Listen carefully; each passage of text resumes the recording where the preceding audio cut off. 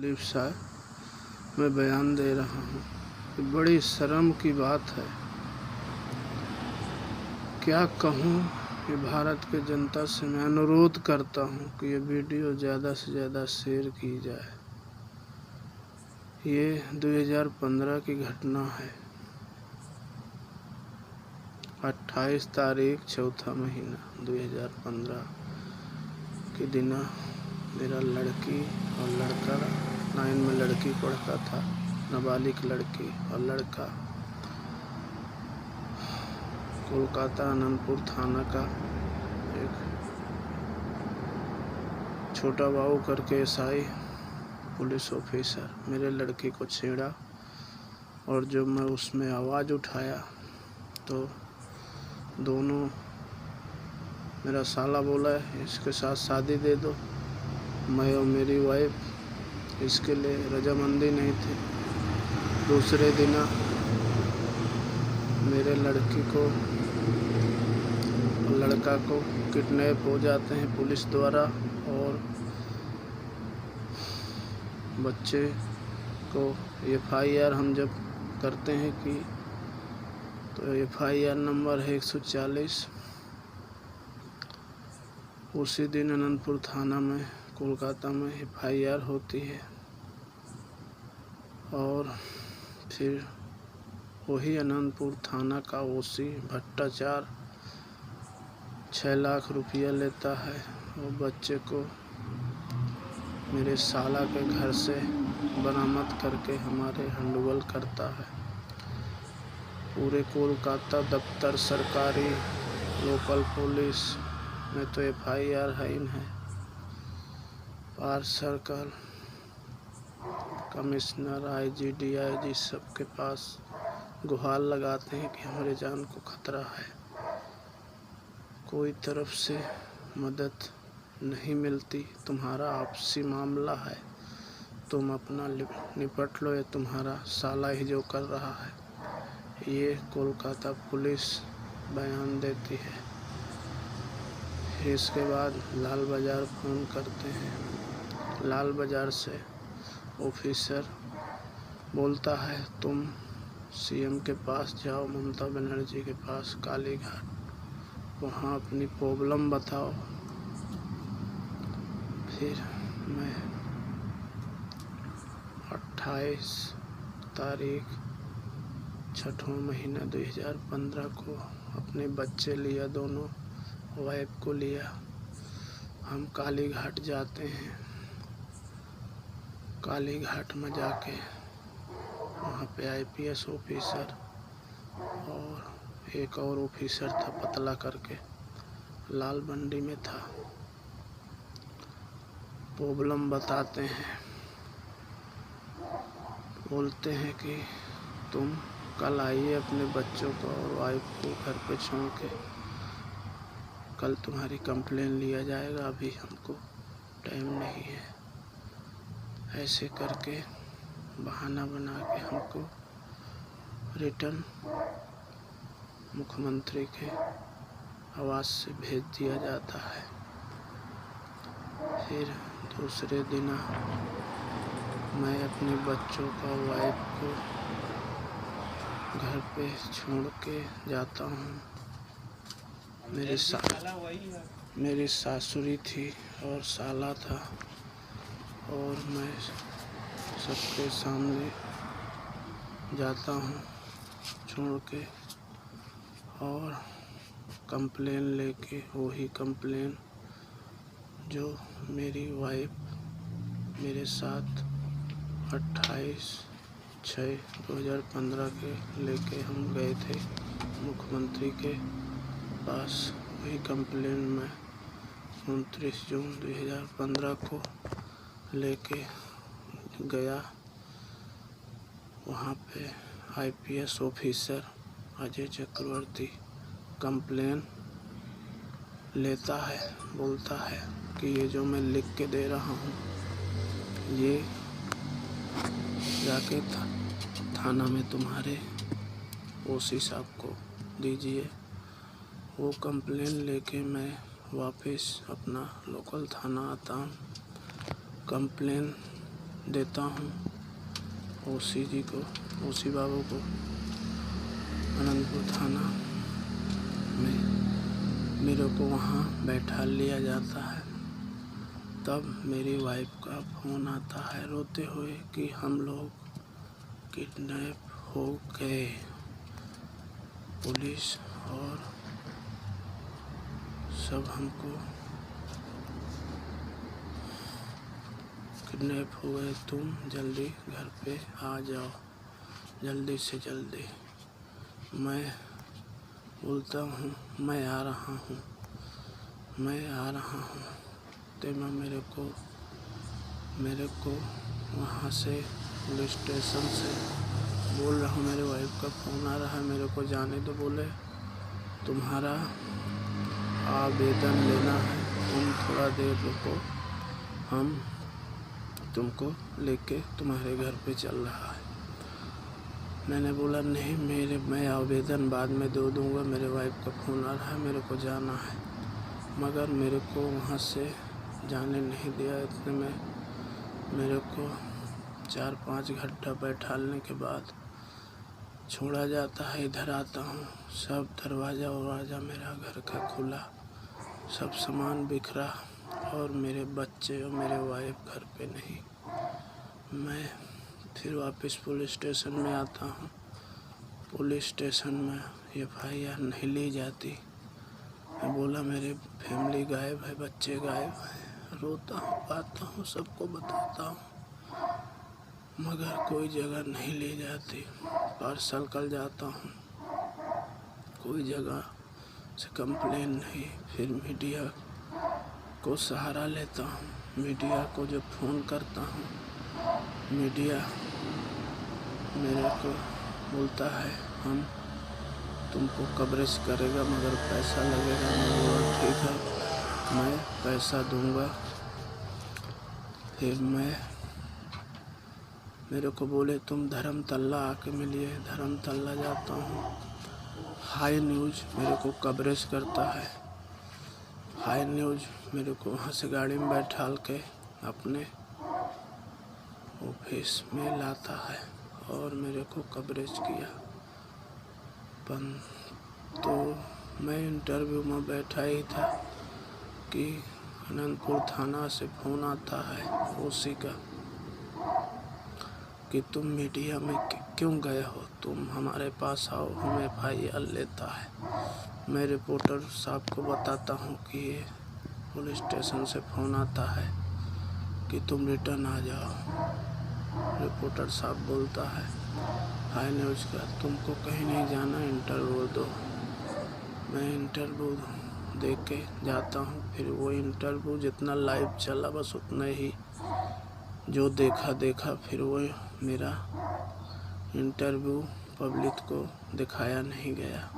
High news से बोला गया कि पुलिस स्टेशन और CM ऑफिस से इसको रोक दिया गया है।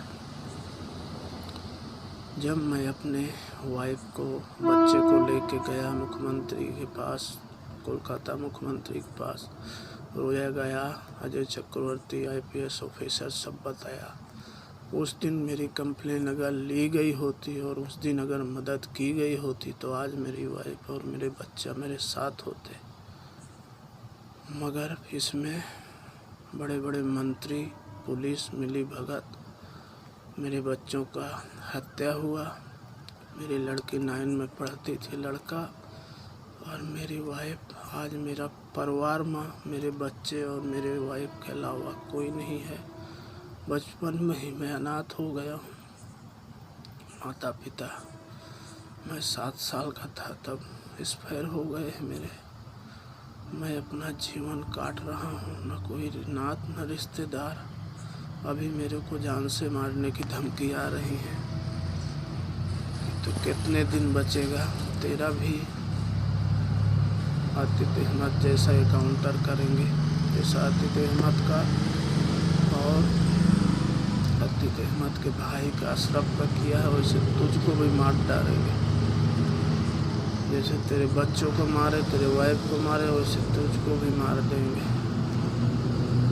भैया ये है हमारे भाई। भारत की सरकार प्रधानमंत्री के पास में 10 बार खत लिखा और बीजेपी के मंत्री लोग मेरे को बोलते हैं कि तू बचेगा नहीं। जब मेरे बच्चे और मेरी वाइफ दोबारा किडनैप हुए पुलिस द्वारा, तब बीजेपी के मंत्री लोग मेरे को भी कहीं आने जाने नहीं देते थे। फ़ोन स्विच ऑफ करा के अपने पास रखते थे बीजेपी ऑफिस में। बोले जहां हम बोला है वहीं तुमको रहना है और फ़ोन स्विच ऑफ करके रहना है। जितना बोलते हैं उतना सुनो। ये सारा प्रूफ मेरे पास है। और मेरे को, मैं पढ़ा लिखा नहीं हूँ, अंगूठा छाप हूँ। मेरे को बोले कि स्टेट से बोला गया। अब मेरे को ये भी पता नहीं है स्टेट किसको बोलते हैं।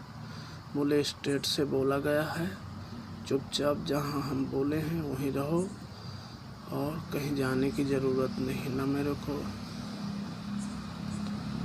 और ऊपर महल से बोला है, स्टेट से बोला है। सारा प्रूफ है कि मेरे बच्चे और मेरे वाइफ को किस तरह किडनैप किया गया, उनके साथ गैंग रेप किया गया, फिर उनका कैसे मर्डर किया गया। तो मेरी ज़िंदगी का क्या जीने का मतलब है। मैं तो भारत के प्रधानमंत्री से यही अनुरोध करता हूँ कि अब मेरे को तुम दिन में 1 बजे गुजरात हाई कोर्ट के सामने मेरी भी मौत कर दो। मेरे को भी काउंटर कर दो। मैं जीना नहीं चाहता हूँ अकेले। मैं अब थक गया हूँ, लड़ गया। तुमसे कौन जीतेगा भैया। जब तुम पुलवामा हमला करा सकते हो, हमारे 40 जवान को सत्यपाल मलिक साहब, 4 राज्य के गवर्नर साहब बोले कि मैं फ़ोन किया नरेंद्र मोदी को, उन्होंने मेरे को बोला कि तुम चुप रहो, ये कोई और बात है। गुजरात दंगा, गोधरा दंगा, भैया क्या चाहती है बीजेपी पता नहीं, कुछ समझ में नहीं आता। क्यों ऐसे गरीबों के साथ अत्याचार कर रही है। और court, high court, supreme court सब जगह गुहार लगाया, पिटीशन किया, मगर सब जगह से, कोई जगह से मेरे को न्याय नहीं मिला, न मदद मिला। और हमारे भारत से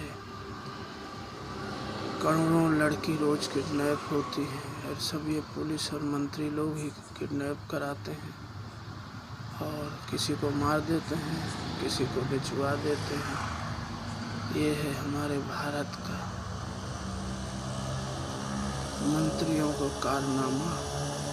और अगर कोई आवाज़ उठाता है, अबे 700-800 किसान का हत्या हो गई दिल्ली बॉर्डर में, कराया कौन? भाजपा सरकार। क्यों? सबको मालूम है, पूरे देश को मालूम है कि हमारे किसान भाई की हत्या कराने वाले भाजपा वाले, भाजपा के मंत्री लोग कराए। अभी हमारे भारत के खिलाड़ी बेटी जो हमारे भारत का नाम रोशन करती हैं, वो देखो आज महीना भरे से भूखे प्यासे ये गर्मी में धरना पर बैठे हैं। उनके साथ मार कूट होती है, अत्याचार होता है। तो हमारे देश में हो क्या रहा है? हो क्या रहा है वही समझ में नहीं आता। कहाँ है हाई कोर्ट, कहाँ है सुप्रीम कोर्ट, कहाँ है संविधान, और क्या कर रहे हैं हमारे भारत के मजिस्ट्रेट जज साहब। ऐसा अन्याय क्यों हो रहा है? कहाँ है पार्लियामेंट, कहाँ है संसद भवन, कहाँ है हमारे भारत का संविधान? प्रधानमंत्री को इस्तीफा देना चाहिए अगर जरा से शर्म हो। हाँ, अभी अरविंद केजरीवाल साहब बोल रहे हैं कि सुप्रीम कोर्ट से उनको ऑर्डर आया है कि चुनी हुई सरकार को काम करने दिया जाए, मगर उनको काम करने में बाधा आ रहा है। आज का समाचार में सुना कि प्रधानमंत्री बोल रहे हैं कि मैं सुप्रीम कोर्ट को नहीं मानता। अगर सुप्रीम कोर्ट को तुम नहीं मानते तो तुम तो फिर संविधान को नहीं मानते। नरेंद्र मोदी, दामोदर दास नरेंद्र मोदी, तो तुम तो एक हत्यारा हो। तुम तो एक हत्यारा हो जो सुप्रीम कोर्ट को नहीं मानता। वो किसको मानेगा? जो हमारे 4 राज्य के गवर्नर साहब थे, जो आज हम सो रहे हैं, पूरी भारत की जनता सो रही है, आर्मी रक्षा हमारी कर रही है बॉर्डर में भूखे प्यासे, उसको तुमने हत्या करवाया, उसको एरोप्लेन का सुविधा न दिया। अगर एरोप्लेन का सुविधा दिया होता तो हमारे आर्मी के जवान की हत्या न होती। और ये हत्या तुमने करवाया। मोदी जी, भले तुम हमको फांसी दे दो, हम जो सत्य है वो सत्य बोलेंगे। मोदी जी, ये अच्छा नहीं किया। गुजरात दंगा में कितना आदमी की हत्या करवाया तुमने, कितना गरीब मजदूरों की, किसी का घर जला दिया, किसी को जिंदा जला दिया, महिलाओं का रेप हुआ फिर उनको जिंदा जला दिया गया। ये सब जानते हैं कि भाजपा के मंत्री लोगों के इशारा से सब काम हुआ है। हम पढ़े नहीं हैं, पर समाचार सुनते हैं। मोदी जी, पीएम मोदी, जो तुम कर रहे हो, 4 राज्य का गवर्नर सत्यपाल मलिक साहब, उन्होंने बोला कि हमारे गलती के कारण हुआ है, तो आपने उनको जवाब दिया कि आप चुप रहिए, ये कोई और बात है। आज हमारी बेटियां महीना भर से ऊपर भूखे प्यासे बैठी हैं धरना में दिल्ली में, आपकी पुलिस उनको मार कूट रही है, और आप अपने नेता को अरेस्ट नहीं कर रहे हो। क्यों?